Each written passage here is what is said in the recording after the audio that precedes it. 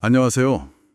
오늘 여러분과 함께 사도행전 2장 1절에서 13절, 바로 그 오순절 성령 강림 사건 속으로 한번 깊이 들어가 볼까 합니다. 보내주신 자료들을 보니까 정말 갑자기 막 불같은 것이 보이고 사람들이 각자 다른 말로 이야기하기 시작했다는데 도대체 무슨 일이 있었던 걸까요? 이게 오늘 우리랑 무슨 상관이 있는지 한번 제대로 파헤쳐보죠. 자, 그럼 바로 본론으로 들어가서요. 가장 먼저 들은 질문은 이거예요. 왜 하필 오순절이었을까요? 뭔가 이유가 있었겠죠. 네, 아주 좋은 질문입니다. 이게 그냥 날짜가 아니에요. 오순절은 신명기 16장에도 나오지만 유월절하고 초막절이랑 같이 이스라엘의 3대 절기, 그러니까 모든 남자가 예루살렘에 와야 하는 그런 날이었어요. 아, 의무적으로 모여야 하는 날이었군요. 네, 맞아요. 유월절 지나고 딱 50일째 되는 날이고 또 첫 수확을 감사하는 그런 축제 의미도 있었고요. 그러니까 당시 예루살렘에는 정말 정말 많은 사람들이 모여 있었던 거죠. 정말요? 그냥 유대인들만요? 아니요. 각지에서 율법 지키러 온 유대인들은 물론이고 심지어 하나님을 믿는 이방인들까지도 꽤 많이 와 있었어요. 그야말로 국제적인 도시 같았다고 할까요? 와, 그렇군요. 아니, 예수님이 제자들한테 사도행전 1장에서 땅끝까지 내 증인이 되라고 하셨잖아요. 네, 하셨죠. 근데 마침 딱 그렇게 온 세상 사람들이 모여있는 그날, 그 장소에서 성령이 임했다는 거네요. 이야, 이거 정말 타이밍이 기가 막히는데요? 바로 그겁니다. 하나님께서 제자들에게 성령 받을 때까지 기다려라 하신 게 누가복음에도 나오는데 다 이런 계획이 있으셨던 거예요. 아, 그냥 기다리라고 하신 게 아니었군요. 그렇죠. 기다림 끝에 오순절에 성령 충만 받고 그렇게 모인 수많은 사람들한테 그것도 각자 알아들을 수 있는 언어로 사도행전 2장 4절 보면 나오잖아요.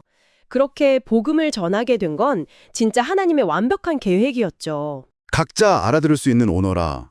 그게 막 외국어 배우신 게 아니라. 네, 그 자리에서 성령의 능력으로 각 사람의 출신 지역 방언으로 하나님의 큰 일을 말하기 시작한 거죠.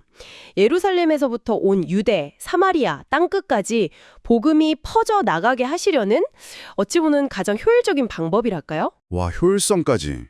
대단하네요. 그리고 또 하나 중요한 건 이게 구약의 예언, 그 요엘서에 나오는 약속이랑 예수님이 직접 하신 약속, 요한복음 16장 같은 거요. 그게 그대로 이루어진 순간이라는 거예요. 아, 예언의 성취. 네, 구약의 절기들이 사실 다 그림자 같은 거잖아요.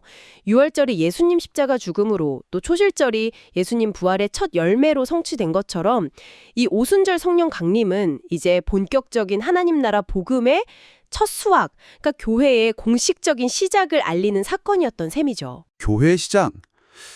의미가 정말 깊네요.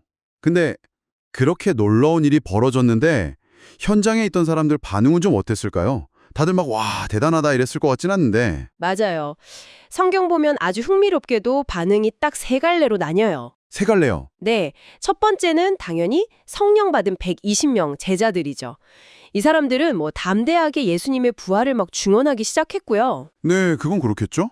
근데 두 번째 부류가 이제 혼란에 빠진 사람들이에요.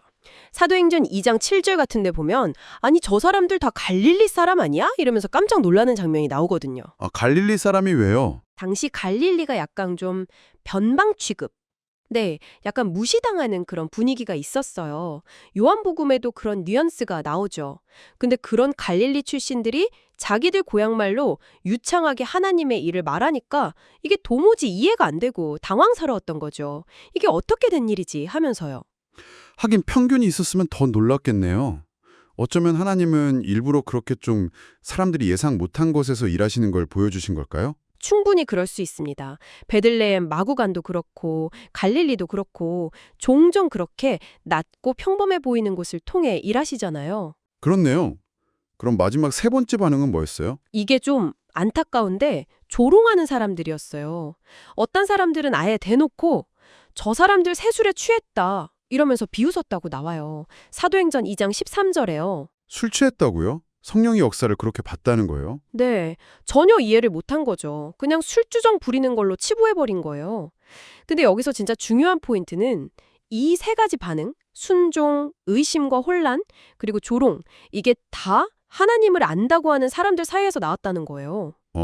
그러네요. 다 유대인들이거나 하나님을 아는 사람들이었을 텐데 반응이 저렇게 갈렸군요. 듣고 보니까 진짜 중요한 건 막 방언을 한다거나 하는 그런 현상 자체가 아니라 그 성령의 능력으로 삶이 바뀌고 그래서 예수님의 증인으로 살아가는 거, 그게 핵심인 것 같아요. 나중에 사도행전 보면 초대교회 성도들이 막 자기 물건도 나누고 맞습니다. 정확해요. 현상에만 너무 집중하면 본질을 놓치기 쉬워요. 그 현상을 일으키신 성령님이 우리 삶을 어떻게 이끌어 가시고 우리가 그 인도하심에 어떻게 반응하며 살아가느냐, 이게 훨씬 중요하죠. 사도행전 이전 뒷부분에 나오는 것처럼 이전에는 막 서로 으르렁댔을지도 모르는 바리새인 출신, 사두개인 출신, 심지어 열심당원 출신까지 정말 다양한 배경의 사람들이 성령 안에서 하나가 돼서 서로 사랑하고 복음을 위해 힘썼잖아요. 이게 진짜 성령의 역사죠. 와, 정말 그렇네요. 배경이 그렇게 다른 사람들이 하나가 됐다는 게. 오늘 저희가 사도행전 2장을 통해서 오순절 사건, 그 의미와 반응들을 쭉 훑어봤는데요. 하나님의 놀라운 타이밍과 계획, 성령의 강력한 임재, 그리고 그 앞에서 나타난 인간의 정말 다양한 모습들. 참 많은 생각을 하게 됩니다. 결국 이 사건은 교회의 시작이었고, 약속의 성취였고, 또 온 세상으로 복음이 퍼져나가는 출발점이었다는 것. 그리고 핵심은 눈에 보이는 현상이 아니라 성령의 다스림을 받는 삶의 변화라는 점을 다시 한번 되새기게 되네요. 네, 맞습니다. 그래서 마지막으로 이걸 듣고 계신 여러분께 한번 질문을 던져보고 싶어요. 오늘 우리가 살펴본 그 세 가지 반응 있잖아요. 성령의 역사 앞에서 기쁘게 순종했던 제자들, 이게 뭔가 싶어 혼란스러워했던 무리들, 그리고 아예 내면하고 조롱했던 사람들. 오늘 나의 모습은, 나의 마음은 이 셋 중에 어디에 가장 가깝다고 느껴지시나요? 그리고 어떻게 하면 우리가 성령님의 이끄심에 더 민감하게 반응하고 그분의 뜻을 따라 살아가는 삶에 더 가까이 갈 수 있을지 한번 조용히 생각해 보시는 시간이 되셨으면 좋겠습니다. 우리는 부흥의 소식을 듣고 있습니다. 거룩한 열정이 일어납니다. 한국 땅과 열방에 그 불이 번지길 기도합니다.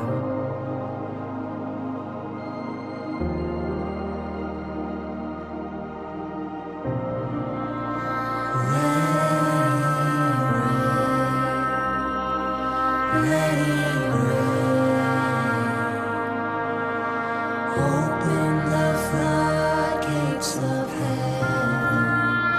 Let it rain. Let it rain. Open the floodgates of heaven. Let it rain. Let it rain. Open the floodgates of heaven. Let it rain. Let it rain. Open the floodgates of heaven. 보십시오. 하늘에서 손바닥만한 구름이 보입니다. 주님 이 땅에 주님의 비를 내려주십시오. 하나님, 주님의 이름이 물이 바다 덮음같이 여호와의 영광이 온 땅을 덮는 일이 일어나게 하여 주시옵소서. 오소서 진리의 성령님, 이 땅 흔들며 임하소서. 거짓과 탐욕 죄악에 무너진 우리 가슴 정케 하소서. 오소서 은혜의 성령님, 하늘 가르고 임하 하소서. 거룩한 불꽃 하늘로서 임하사 타오르게 하소서. 주 영광 위